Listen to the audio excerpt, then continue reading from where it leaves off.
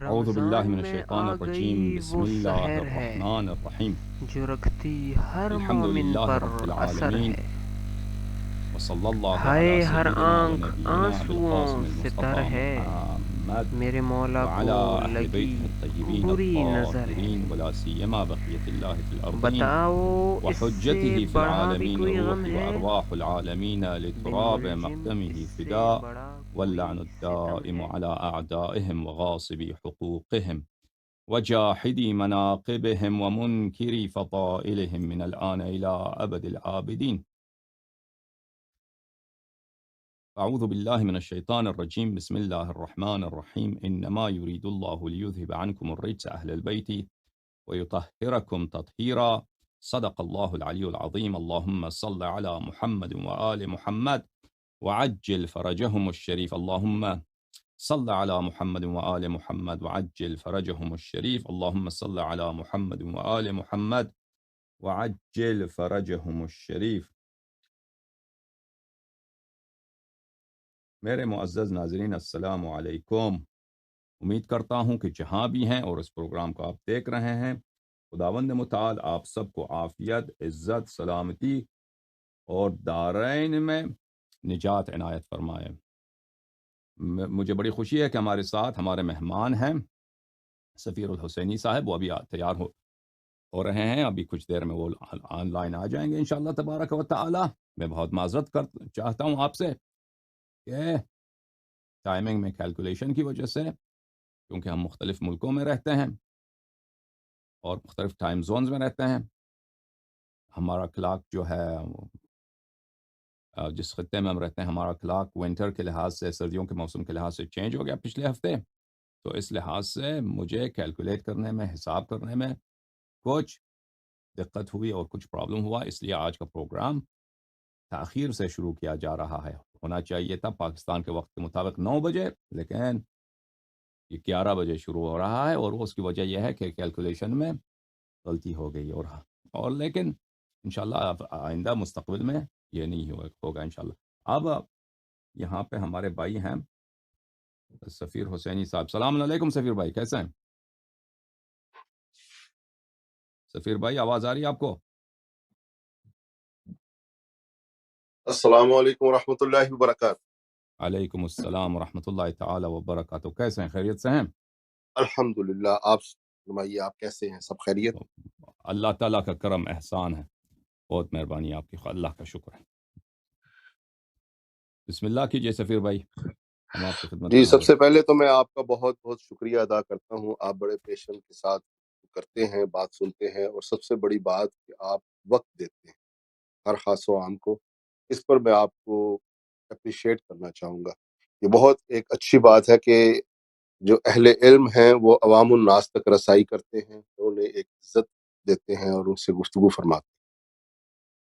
مہربانی. ہماری گفتگو جہاں سے رکی تھی، جی میں کوشش کروں گا کہ وہیں سے ہم گفتگو کریں، اور ایک بامعنی گفتگو ہو جس میں آپ کو کسی قسم کی کوئی تقیہ یا کوئی ایسی بات یا مبہم بات کرنے کی ضرورت بھی نہیں ہے.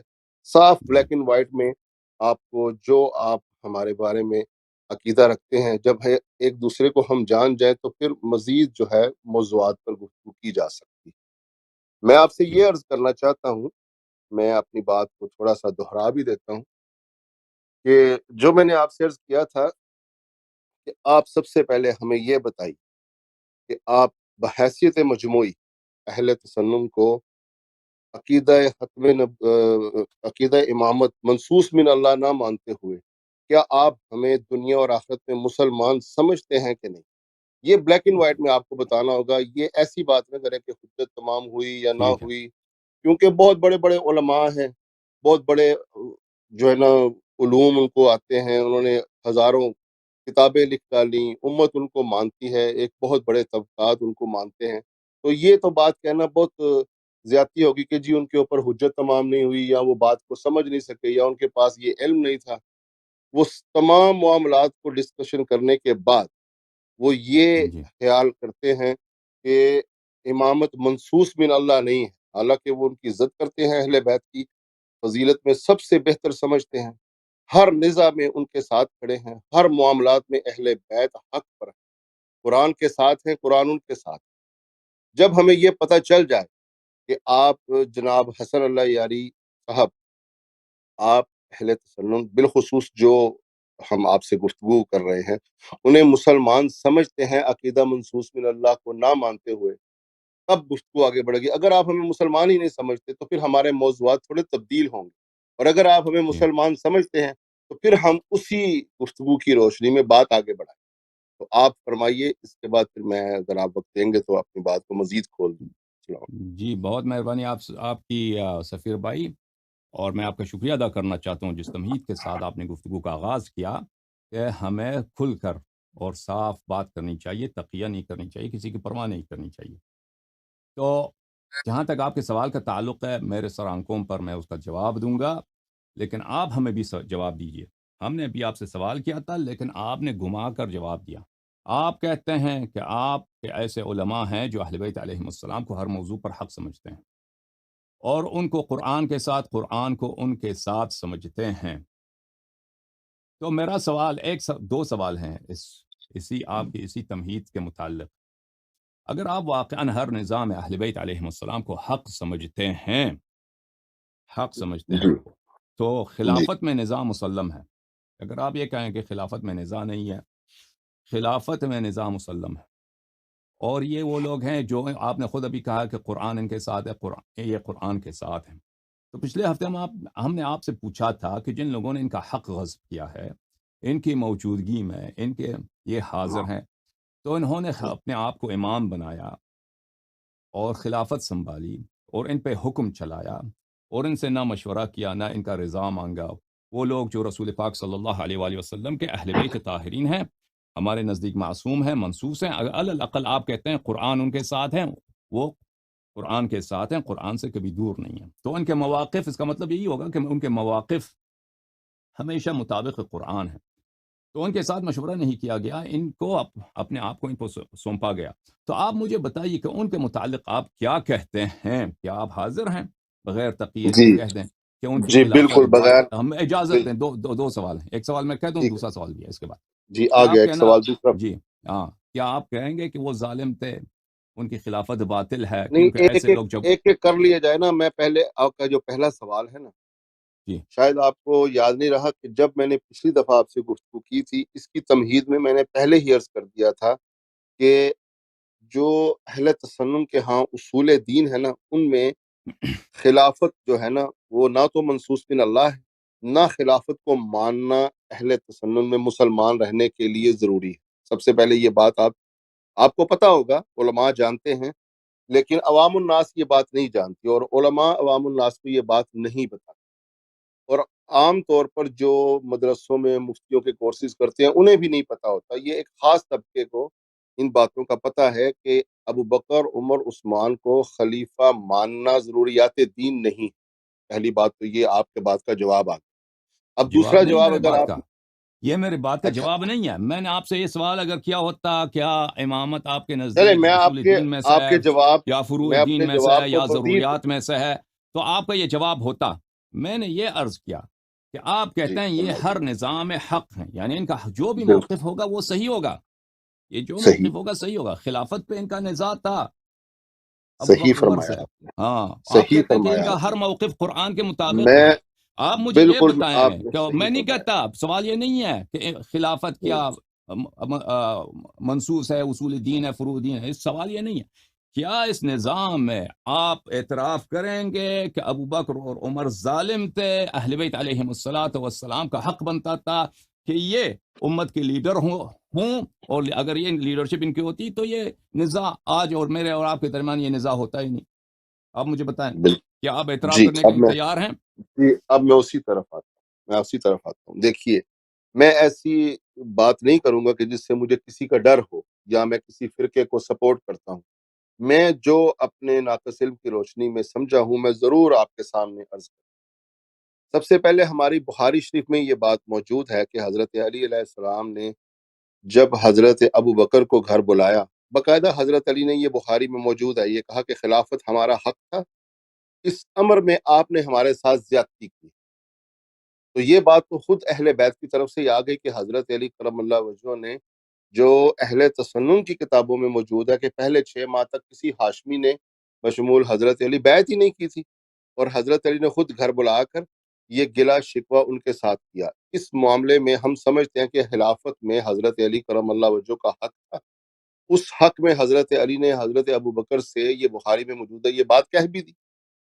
اگر حضرت علی کو خلافت ملتی تو یہ بہتر تھا، بالکل میں یہ بات مانتا ہوں، اور بہت سے علماء اہل سنت یہ بات بھی مانتے ہیں۔ اب آپ کہتے ہیں کہ جی آپ یہ بتائیے کہ اگر انہوں نے حضرت علی کرم اللہ وجہ سے مشورہ نہیں کیا، بالکل وہ اپنی غلطی خود مان رہے ہیں۔ حضرت ابو بکر وہ خود روتے رہے حضرت علی کے سامنے، انہوں نے کوئی کسی قسم کی ایسی بات نہیں کی کہ جی میرا حق تھا یا میں نے صحیح کیا خلیفہ چننے کے بعد۔ انہوں نے ایک ایکسیڈنٹلی جو بات کی اس کے مطابق روتے ہی رہے حضرت علی کے سامنے۔ تو اس سے یہ ہمیں پتہ چل گیا کہ خلافت حضرت علی کرم اللہ وجہ یہ چاہتے تھے کہ خلافت انہیں ملے، ان کا حق تھا، انہوں نے جتایا بھی۔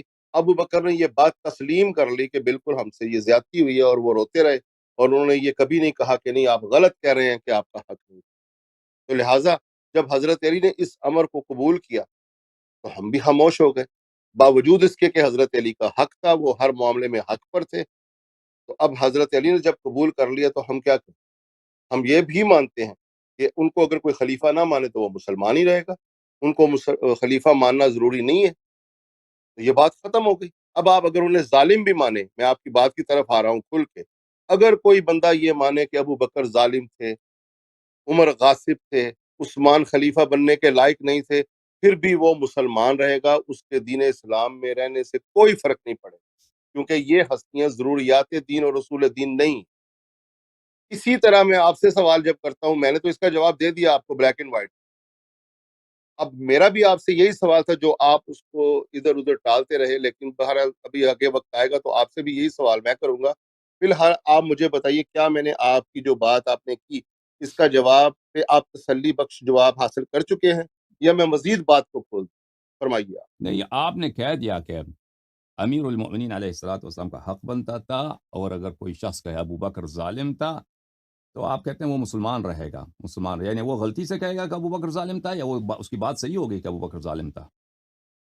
میں نے عرض کر دیا کہ اگر کوئی یہ یقین ہی نہ کرے کہ ابو بکر، عمر، عثمان تینوں نہیں، خلافت بننے، خلیفہ بننے کے اسلام اور قابل کفر کی تھے، بات سن نہیں ہو لیجئے، رہی، بات سن لیجئے، اسلام اور کفر کی بات نہیں ہو رہی بھائی، یہ بات بالکل یہ ہے کہ آپ بات نے یہاں یہی ہے۔ دیکھیے شیخ، بات یہ ہے کہ ہم نے تو یہ جاننا ہے کہ ابو بکر، عمر، عثمان کو ماننا ضروریات دین ہے کہ نہیں۔ آپ کو میں نے یہ بھی کھل کر کہہ دیا آپ کہ کو حق پتہ ہے۔ حضرت علی کا تھا، حق حضرت علی کا تھا، ان سے غلطی ہوئی، ان سے جو بھی ہوا، اگر کوئی یہ بندہ یقین کر لے، یہ بندہ یہ عقیدہ رکھ لے، جس طرح اہل تشیع و اشناشریہ یہ عقیدہ رکھتے ہیں کہ ابو بکر، عمر، عثمان، یہ میں آپ کی طرف سے بات کر رہا ہوں، کچھ لوگ جو ہمارے ساتھ بات کرتے ہیں وہ یہی کہتے ہیں کہ ابو بکر، عمر، عثمان غاصب تھے، فاسق تھے، خلافت کے قابل نہیں تھے، انہوں نے غلط کیا، غصب کیا، لیکن باوجود ان کے اس عقیدے کے ہم انہیں مسلمان ہی مانتے۔ اس ٹھیک کا ہے، مطلب کیا ہوا؟ اس کا مطلب کیا ہوا کہ ہمارے نزدیک ابو بکر، عمر، عثمان، ان تین ہستیوں کو ماننا، خلیفہ ماننا یا حق پر ماننا یا غاصب اور ظالم ماننا، یہ کوئی ضروریات دین کا مسئلہ نہیں ہے۔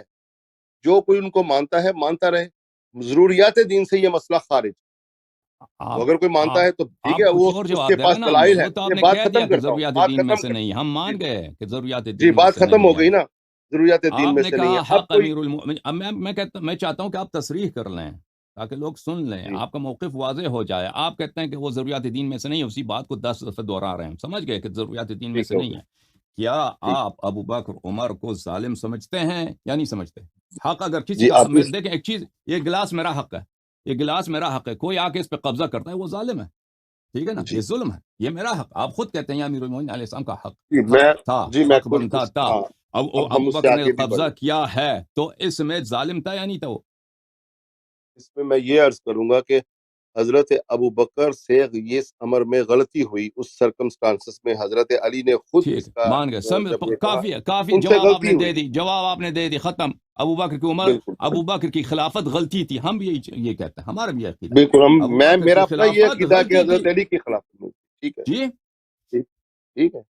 ابو بکر کی خلافت غلطی تھی۔ اور جہاں تک آپ کے یہ کہنے کا تعلق ہے کہ بخاری میں حدیث ہے کہ امیر المؤمنین علیہ الصلوۃ والسلام اس سے راضی ہو گئے، وہ اس میں نہیں ہے کہ وہ راضی ہو گئے، لیکن میں چلے آپ کی میں تو خدمت میں یہ عرض عرض کروں کر چکا وہ شیخ، حدیث میں ہے تو بھی یہ عرض کر چکا، اگر عائشہ سے حضرت علی مروی ان ہے سے راضی اور اس کے نہیں بھی متعلق تھے، میں ہمارے کہتا ہوں تحفظات ہیں.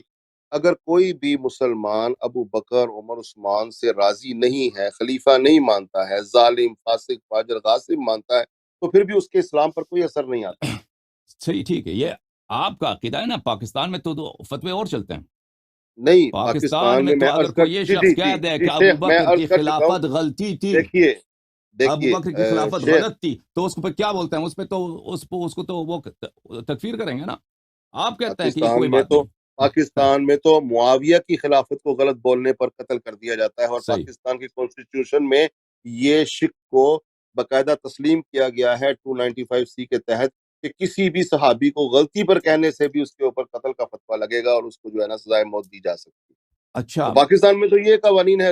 پاکستان کی تو مثال ہم نہیں دے سکتے، لیکن ہماری علماء اور اہل آپ کی گفتگو. تسنن، جی اجازت دیں، علماء جی اہل جناب. تسنن میں جو بڑے بڑے علماء، جو کہ امام شافی، امام مالک، احمد بن حنبل سے شروع ہو جائیں، آپ نیچے چلتے آئے فقہ میں، اور بڑے بڑے جو اہل علم ہیں، جو جن کے فتاوی ہیں اپنے اپنے دور کے، جو ان کی فقہ چلتی رہی ہے، ان کے ہاں بھی یہ بالکل بات صراحت کے ساتھ موجود ہے کہ کسی صحابی کو غلطی پر ماننا یا اس کے صحابی کو، صحابیت کو بھی تسلیم نہ کرنا، حتیٰ کہ اس کی کسی ایسی روایت اس کے پاس پہنچے جس کی بنا پر وہ کسی صحابی کی، چاہے ابو بکر عمر کی بھی تکفیر بھی کر بیٹھے، پھر بھی وہ خود دائرہ اسلام سے خارج نہیں ہوگا، کیونکہ یہ ضروریات دین کا مسئلہ نہیں ہے.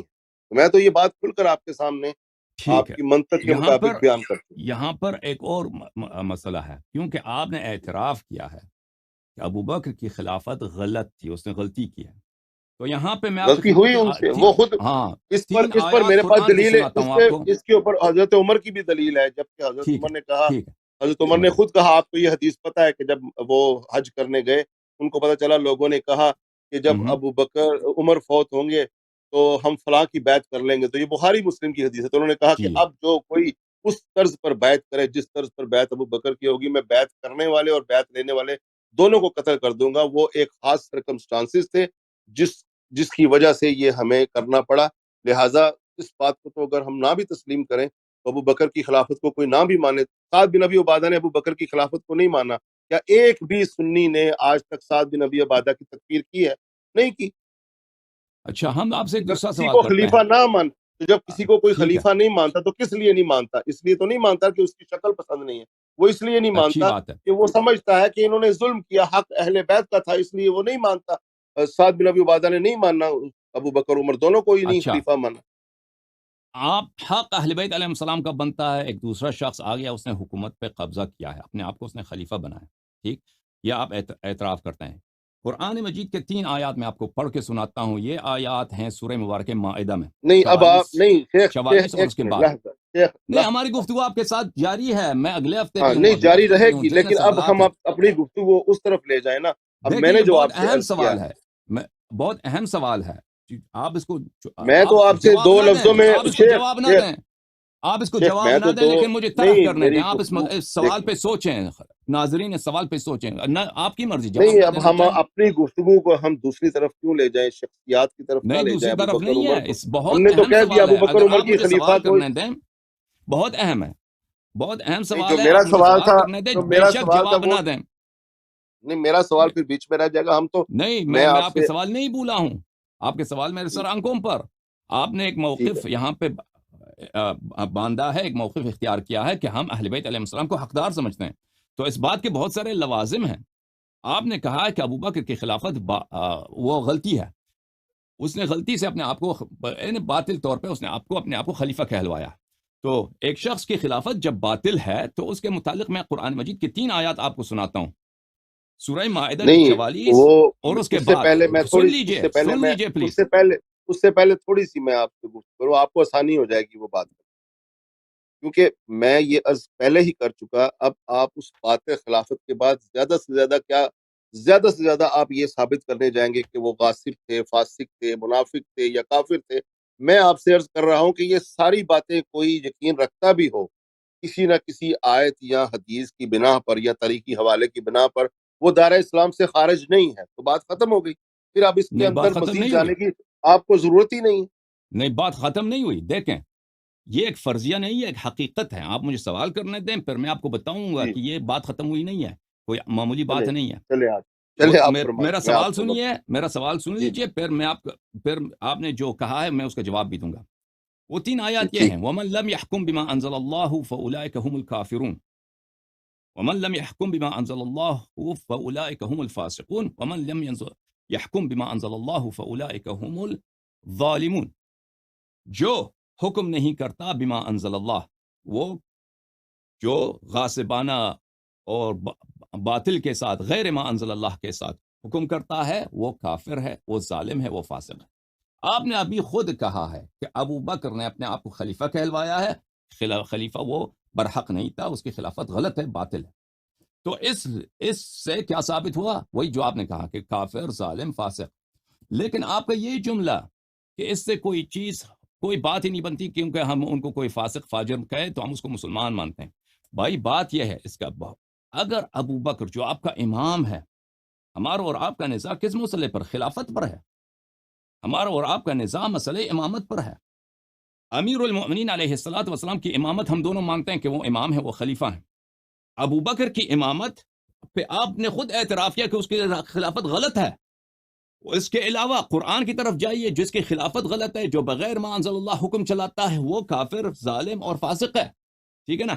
تو پھر ثابت کیا ہوا کہ اس نظام میں الحمدللہ رب العالمین آگے جانے سے پہلے ہی آپ نے شیعہ موقف کو تسلیم کیا ہے، اور آپ نے وہ غاصبین امامت کو اسلام کے دائرے سے خارج کر دیا ہے. اور یہ کیونکہ آپ کے امام ہیں. آپ توحید لیتے ہیں تو انہی حضرات سے لیتے ہیں.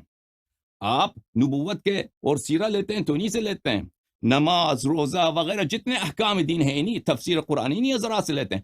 جب ان حضرات کا مجموعی طور پر اسلام سے خروج ثابت ہو گیا اور فسق اور ظالم ہونا اور کافر ہونا ثابت ہو گیا، تو اس کا مطلب یہ ہے کہ آپ کا مذہب اساسی سے باطل ہے. اسلام میں صرف ایک مذہب رہ جاتی ہے، اور وہ مذہب شیعہ اثنا عشریہ. الحمدللہ رب